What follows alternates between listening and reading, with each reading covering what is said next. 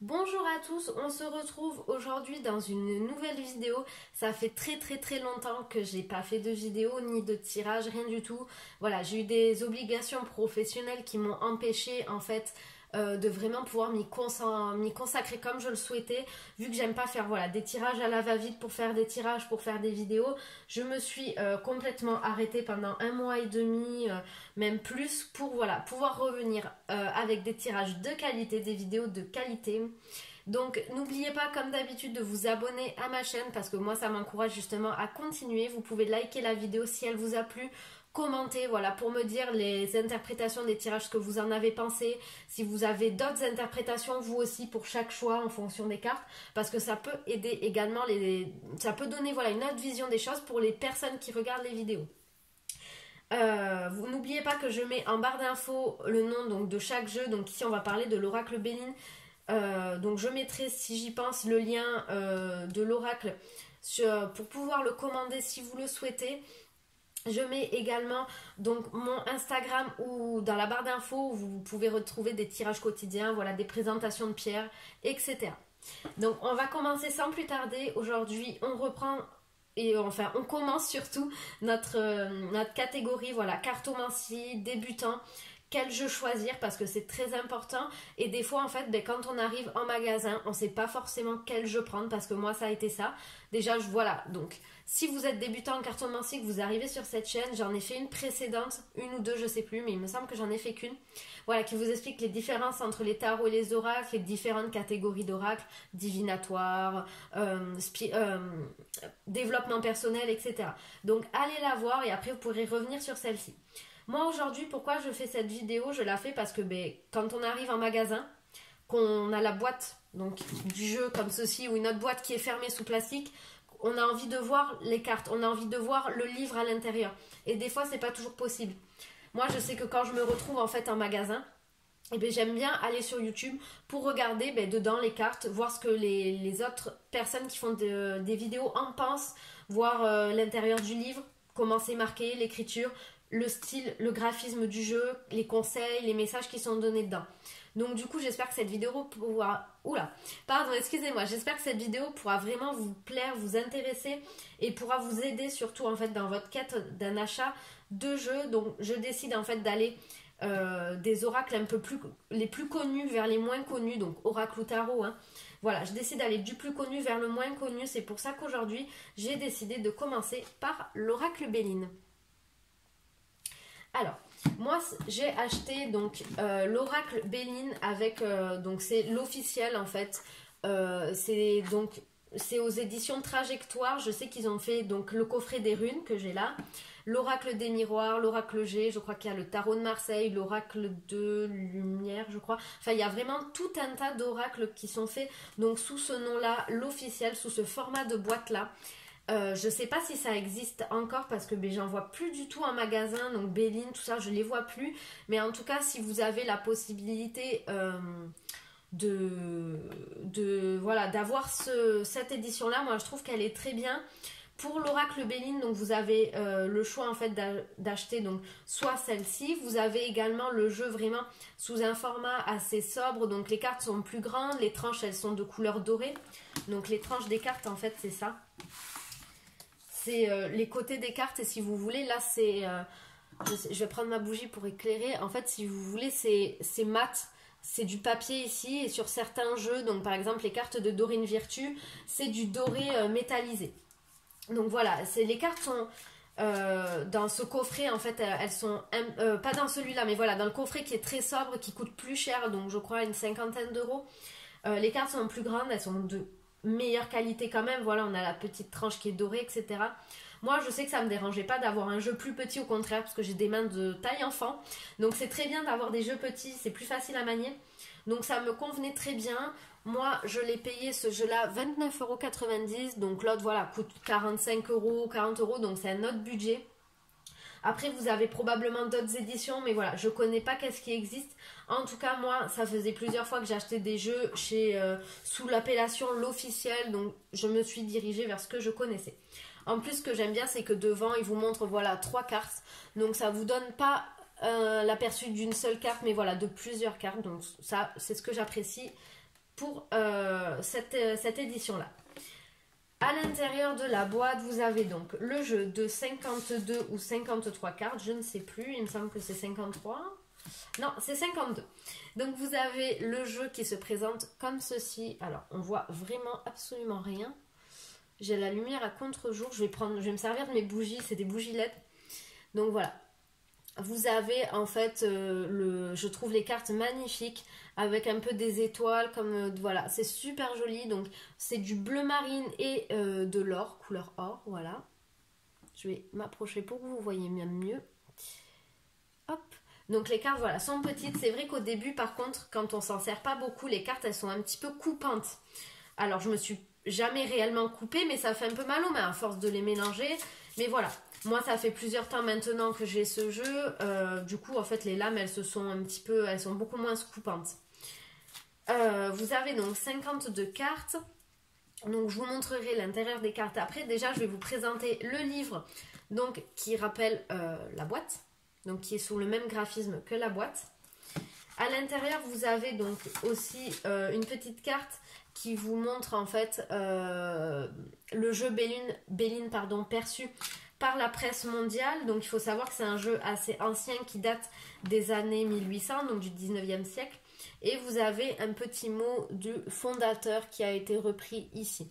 Donc en fait ça c'est une version un petit peu plus moderne qui a été faite du jeu. Donc je sais pas si le coffret, voilà, l'autre coffret qui existe en version plus chère, c'est exactement les mêmes graphismes ou pas, ça je ne sais pas. Parce que je ne l'ai jamais vu, mais il me semble que oui. Après, du coup, vous avez à l'intérieur du livre, vous avez ici une page d'introduction, donc qui raconte un peu, mais c'est vraiment très rapide. Vous avez ensuite donc l'interprétation des 53. Donc voilà, il y a 53 lames, et on me dit après 52. Donc en fait, je ne sais pas s'il y a 52 ou 53 cartes. 49 sont régies par les 7 planètes, 3 cartes sont dites premières. 49 plus 3, oui, donc c'est ça. En fait, il y a 53 cartes. Vous avez donc une carte bleue qui est à part. C'est une carte d'exception, voilà, on vous dit bien, on ne la compte même pas dans le jeu. Vous avez 49 autres cartes qui sont régies par les 7 planètes. Donc vous avez le Soleil, la Lune, Mercure, Vénus, Jupiter, voilà. Donc vous avez ça et vous avez 3 cartes dites premières qui ne sont pas régies par des planètes. Donc vous avez au tout début du jeu, on vous présente la carte bleue ici, donc son interprétation. Vous avez l'interprétation des 3 cartes dites premières, donc vous avez la destinée. Si je mets ça là, est-ce que c'est pas mieux? Ouais, on voit vraiment très très mal, je suis désolée, j'essaie peut-être de m'approcher un peu. Voilà, donc vous avez ici la destinée, l'étoile de l'homme et l'étoile de la femme juste ici. On vous remet d'autres interprétations sur ces cartes-là, accompagnées du coup de la carte ici, voilà. Et après, vous commencez avec la première planète qui est le Soleil. Donc, on vous explique, on vous met une petite citation. Donc, ici, on a la citation de Platon. Si on regarde les cartes influencées par Vénus, vous avez toujours une citation de Platon. Alors, soit vraiment, j'ai pas fait attention. Ah non, voilà. Vous avez ici une citation de Homère. Il me semblait bien que c'était pas, voilà, tous les mêmes auteurs, en fait, qui avaient fait des citations. Parce que là, j'allais me dire, si c'est que Platon, vraiment, j'ai très mal lu mon livre. Hein, parce que, voilà. Donc, ici, vous avez Ibn al-Motaz. Je sais pas si je le prononce bien ou pas. Je pense que non. Voilà. Donc, pour en revenir ici, donc, les planètes sont décrites toujours sur une double page ou 3 pages, à peu près. Donc, ici, donc, on est le soleil. On vous fait la petite citation. La symbolique du soleil, qu'est-ce que ça veut dire ? Ici, on vous rappelle que c'est la source vitale de lumière, de chaleur, ça représente les forces créatrices, ça a le symbolisme du roi, etc., etc. On vous rajoute ici une petite explication, en fait, pour voir quelles sont les cartes influencées par le soleil. Donc, vous avez la nativité, réussite, élévation, honneur, pensée, amitié, campagne, santé, présent. Elles sont numérotées dans l'ordre, c'est-à-dire que les cartes dites premières, elles sont numérotées 1, 2, 3 puisqu'elles sont au nombre de 3. Dans la maison, vous avez dans la planète, pardon, vous avez 1, 2, 3, 4, 5, 6, 7. Vous avez 7 cartes, donc ça part de la 4e à la 10e. On vous remet ici les petits graphismes des cartes influencées par le soleil. Et ensuite, on passe à la description de chaque carte. Donc, premièrement, on vous fait ici la description de l'image. Donc ici, on vous parle, pour la carte de la nativité, on vous dit que c'est un horoscope encadré du soleil et de la lune, nanana, nanana. On vous présente les mots-clés. On vous rappelle que la carte est influencée par le soleil. Ensuite, vous avez l'interprétation un petit peu générale des phrases mots-clés également. Puis c'est rangé par domaine. Donc ici, vous avez l'amour. Pour l'amour, on vous dit une rencontre pour les célibataires, un rendez-vous inattendu. Pour les personnes qui sont en couple, on vous dit quoi? On vous dit qu'il y a du bouleversement dans l'air, une personne qui peut bousculer les idées reçues. Enfin voilà. Vous avez pour le professionnel, donc pour ceux qui cherchent un emploi. Pour ceux qui sont déjà en poste, vous avez également en petite fin de la vie professionnelle une partie sur les finances. Donc si on vous parle d'une amélioration financière, d'une meilleure gestion, on vous présente la vie spirituelle et on vous donne un petit conseil. Voilà. Et c'est comme ça pour toutes les cartes. Donc vous voyez, moi en fait vraiment je surligne mon livre parce que moi c'est comme un livre de cours. Je le travaille en fait. C'est mon oracle, je le travaille pour apprendre. Donc on passe toutes les c'est à chaque fois la même chose. Hein. On passe au chapitre 2, on vous parle de la pratique de l'oracle Béline. Donc où ranger votre jeu, quel rituel faire avant de tirer les cartes. Après ça c'est des pistes qui vous aident, mais ça doit en aucun cas être pris pour... vous ne devez pas le prendre, le faire si vous n'en avez pas envie. Par exemple ici je sais qu'il dit voilà, comment ranger votre jeu, dans un carré de soie bleue ou mauve, couleur apaisante ou douce, etc. Moi personnellement c'est pas du tout ça. Mon jeu est rangé pour le moment dans un tiroir avec d'autres jeux, mais voilà, j'en prends soin, je le range, je ne le laisse pas traîner par contre, parce que j'en prends soin comme un objet de valeur. Mais je vais pas le mettre dans un carré de soie bleu parce que pour moi ça n'a pas d'intérêt pour le moment. Peut-être que dans 2 ans j'en trouverai l'intérêt, j'en trouverai le sens parce que les pratiques spirituelles évoluent, mais là c'est pas le cas. Ensuite, pour le chapitre 3, on vous parle des différents tirages. Donc, vous avez ici, ça part des plus simples aux plus complexes. Vous avez ici le tirage à une lame. Et en fait, on va vous faire, du coup, pour chaque carte, on va vous donner les interprétations du tirage à une lame.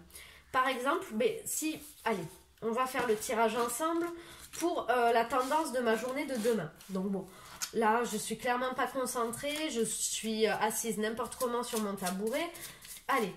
On va dire, c'est cette carte-ci qui sort, c'est la carte de la ruine, super. Donc c'est la carte numéro 50, vous avez le chiffre ici. Donc c'est la carte des ruines qui sort pour moi pour la tendance de ma journée demain. Donc je vais prendre mon petit livre, aller à la carte numéro 50. Donc c'est rangé toujours dans l'ordre chronologique. Et qu'est-ce qu'on me dit?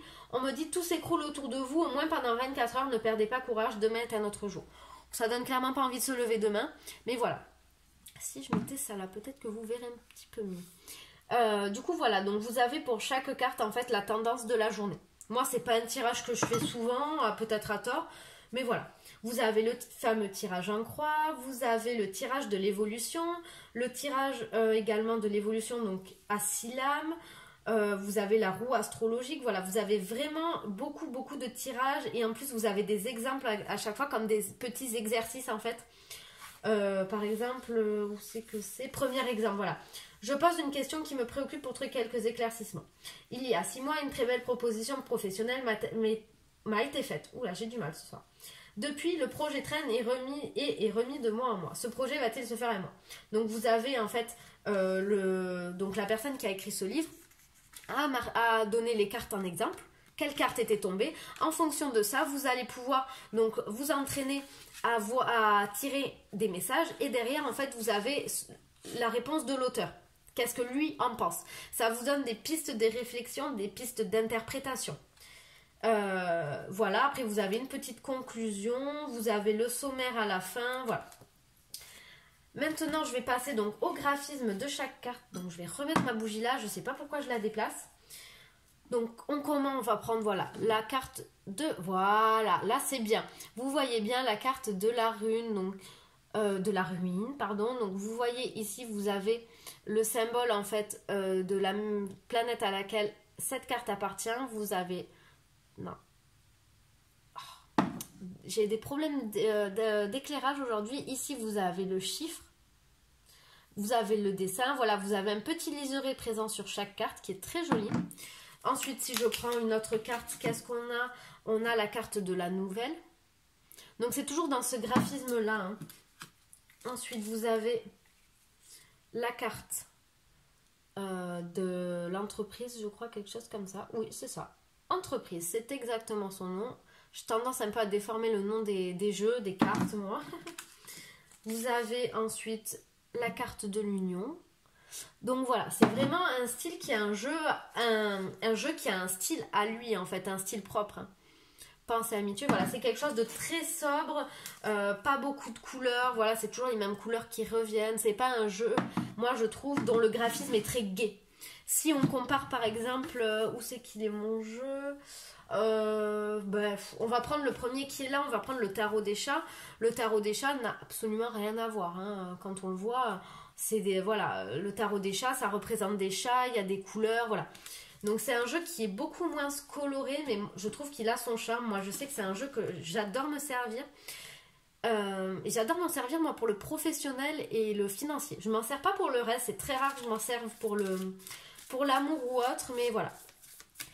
Donc voilà, j'espère que cette vidéo vous aura plu. N'hésitez pas à me le dire en commentaire et à me dire quel jeu vous voulez que je présente dans mes prochaines vidéos. Si vous avez un jeu qui vous a tapé à l'œil, par exemple à la Fnac, à Cultura, je sais pas où, vous pouvez me le dire en commentaire et je me ferai une joie de vous le présenter si je le possède.